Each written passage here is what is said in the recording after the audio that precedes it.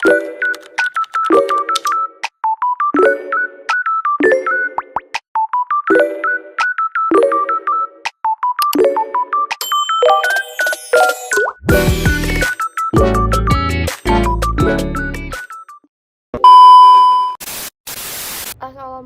warahmatullahi wabarakatuh. Perkenalkan, nama saya Zian Pratiwi Putri dengan nomor NIM 1101000303, Prodi Manajemen, Fakultas Ilmu Ekonomi dan Bisnis.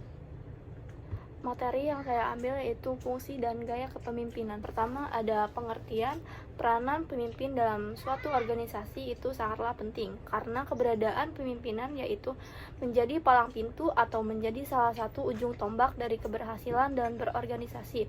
Salah satu tugas atau peran pemimpin yaitu harus bisa mengelola konflik dan berorganisasi yang dipimpinnya sehingga setiap konflik itu bisa diselesaikan dengan baik dan tidak ada yang merasa dirugikan. Pimpinan adalah seseorang yang bekerja melalui orang lain dengan mengkoordinasikan kegiatan-kegiatan mereka guna mencapai sasaran organisasi. Di sini ada definisi fungsi dan sifat kepemimpinan. Menurut para ahli, ada 3. Yang pertama, Fiedler pada tahun 1967, yaitu mendefinisikan pemimpin dengan pengertian seseorang yang berbeda dalam kelompok sebagai pemberi tugas atau sebagai pengarah dan mengkoordinasikan kegiatan kelompok yang relevan, serta dia sebagai penanggung jawab utamanya. Yang kedua ada Davis pada tahun 1881, mendefinisikan kepemimpinan sebagai kemampuan untuk membujuk orang lain dalam pencapaian tujuan yang telah ditetapkan secara antusias. Dengan demikian, kepemimpinan merupakan kecakapan atau kemampuan seseorang untuk membujuk orang lain agar bersedia bekerja keras dalam mencapai tujuan organisasi yang telah ditetapkan. Yang ketiga ada Terry dan Franklin pada tahun 1982, yaitu mendefinisikan kepemimpinan dengan hubungan di mana seseorang pemimpin mempengaruhi orang lain untuk bekerja sama melaksanakan tugas-tugas yang saling berkaitan. Guna mencapai tujuan yang diinginkan pemimpin dan atau kelompok, definisi tersebut menekankan pada permasalahan hubungan antara orang yang mempengaruhi atau pemimpin dengan orang yang dipengaruhi, yaitu bawahannya. Di sini ada fungsi dan sifat kepemimpinan. Ada 5 fungsi kepemimpinan. Yang pertama, fungsi penentuan arah. Yang kedua, fungsi sebagai juru bicara. Yang ketiga, sebagai komunikator. Yang keempat, fungsi sebagai mediator. Dan yang kelima, fungsi sebagai integrator. Di sini ada sifat kepemimpinannya. Yang pertama, watak dan kepribadian yang terpuji. Yang kedua, keinginan melayani bawahan. Yang ketiga, memahami kondisi lingkungan. Yang keempat, integrasi yang tinggi. Yang kelima, berorientasi ke depan. Yang terakhir, sikap terbuka dan lugas. Teori kontingensi Fiedler. Teori kontingensi kepemimpinan pertama yang terkenal dikemukakan oleh Fiedler pada tahun 1967, yang mengambil pendekatan mencoba pencocokkan pemimpin dengan situasi di mana ia akan sukses. Model kontingensi yang dihasilkan menyatakan bahwa keefektifan seorang pemimpin yang tergantung dari 3 variabel. Yang pertama, struktur kebutuhan pemimpin tersebut. Apakah ia mempunyai motivasi untuk mencari pencapaian tugas atau pemuasan kebutuhan antar pribadi. Yang kedua, kendali situasi pemimpin tersebut, yaitu keyakinan pemimpin bahwa tugas tersebut dapat diselesaikan. Yang ketiga, interaksi antara struktur kebutuhan pemimpin dan kendali situasi. Pemimpin yang mempunyai motivasi tugas cenderung mempunyai untuk kerja yang terbaik di dalam situasi di tempat ia memiliki baik kendali yang tinggi maupun rendah. Teori kontingensi Fiedler. Riset Fiedler mengungkapkan 3 dimensi kontingensi yang menetapkan faktor-faktor situasional utama untuk menentukan efektivitas pemimpin. Yang pertama, hubungan pemimpin dan bawahan.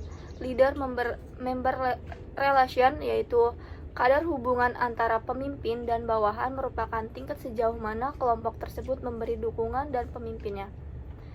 Yang kedua, struktur tugas dan arti sampai sejauh mana tugas-tugas yang harus dilaksanakan untuk terstruktur atau tidak, dan apakah itu disertai oleh prosedur yang tegas dan jelas atau tidak. Yang ketiga, ada posisi kewenangan seseorang dalam arti tingkat dari pengaruh seseorang pemimpin pada faktor-faktor wewenang seperti dalam pengangkatan dan pemberhentian pegawai, penegakan disiplin, promosi, dan kenaikan gaji. Teori kepemimpinan jalan dan tujuan. Teori kepemimpinan jalan tujuan atau Path Goal Leadership Theory menerangkan bagaimana perilaku seseorang pemimpin mempengaruhi motivasi dan prestasi kerja bawahannya dan situasi kerja yang berbeda-beda. Teori ini dinamakan jalan tujuan karena memusatkan perhatian pada cara pemimpin mempengaruhi prestasi kerja bawahan tentang tujuan pekerjaan, tujuan pengembangan diri, dan jalan untuk mencapai tujuannya. Ada 4 gaya kepemimpinan. Yang pertama, pertimbangan rendah, struktur rendah. Yang kedua, pertimbangan tinggi, struktur tinggi. Yang ketiga, ada pertimbangan tinggi, struktur tinggi. Yang keempat, pertimbangan rendah, struktur tinggi. Teori kepemimpinan situasional.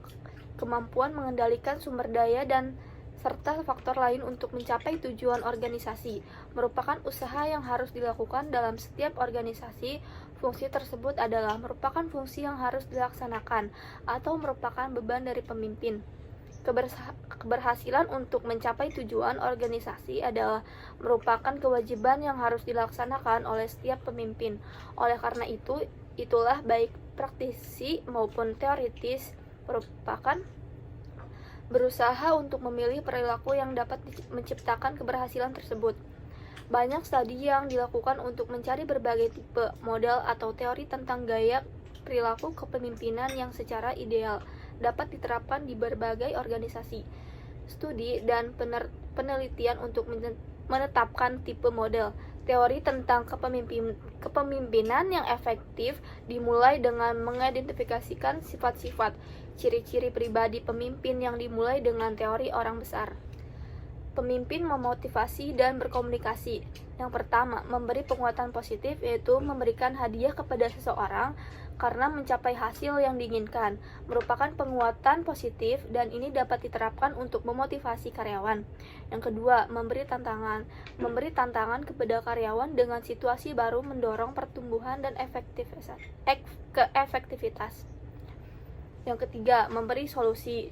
Ketika seorang karyawan merasakan kurangnya kebebasan, pilihan, dan kendali di tempat kerja, biasanya mereka menanggapi dengan memainkan peran korban yang menyalahkan orang lain. Yang keempat, memberi pelatih atau bimbingan. Pembimbing atau pelatihan mencakup banyak orang berbeda. Secara umum, kalau pembimbing disebut dengan buku ini merujuk pada rapat pertemuan dengan karyawan untuk mempelajari masalah atau kemajuan, menyediakan dukungan dan sumber daya kepada karyawan, menyediakan pedoman yang mengorbankan semangat mereka. Selanjutnya ada membangun kepemimpinan yang efektif. Yang pertama, tentukan gaya kepemimpinan yang cocok untuk perusahaan. Yang kedua, kenali pemimpin yang sekarang ada atau berpotensi baik di dalam maupun di luar perusahaan. Yang ketiga, kenali adanya celah-celah dalam kepemimpinan. Yang keempat, kembangkan rencana untuk sukses jabatan untuk peran-peran yang penting dalam perusahaan. Yang kelima, kembangkan tujuan akhir perencanaan karir yang memimpin yang potensial. Yang keenam, kembangkan roadmap keahlian untuk para pemimpin masa depan. Yang ketujuh, buat program retensi untuk yang sudah ada dan potensial di masa depan. Kesimpulannya, kepemimpinan yang efektif memerlukan kombinasi dari fungsi dan gaya kepemimpinan yang tepat. Pemimpin yang efektif harus dapat mengarahkan, mengorganisir, menggerakkan, dan mengawasi tim untuk mencapai tujuan. Selain itu, pemimpin juga harus dapat memilih gaya kepemimpinan yang sesuai dengan situasi dan tim untuk mencapai hasil yang optimal.